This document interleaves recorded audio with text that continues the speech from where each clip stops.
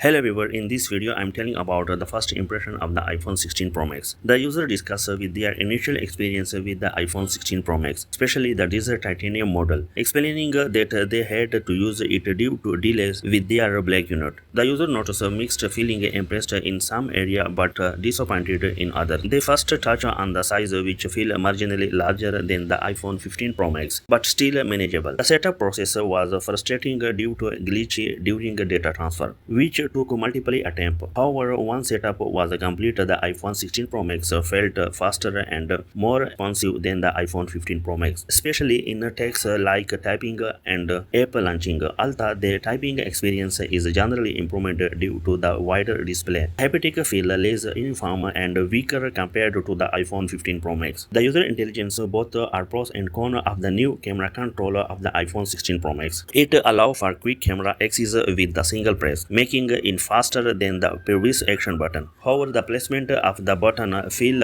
uncomfortable, especially in portrait mode, requiring awkward finger movement, while the physically click of the button is appreciated. The force touch feature used for zoom and other settings is less intuitive and slower than using the touchscreen directly. The user finds that the camera control button can be gimmicky for camera setting but useful for quickly launch the camera. The user expresses disappointed with the camera performance of the iPhone 16 Pro Max. Nothing minimal improvement despite Apple claim daytime photo look almost identical to the previous generation, with the only main differences in the processing. Nighttime shoot are slightly better, showing less noise, but these improvements are suitable. The ultra-wide camera has been a negligible change and in some cases even perform worse in low light conditions. The new 4K and 120 fps mode is also underwhelming with the issue like flickering and a large file size. The user is frustrated then many features such as Apple Intelligence are delayed and will not be available until mid 2025. Thanks for watching a video. Don't forget to subscribe the channel.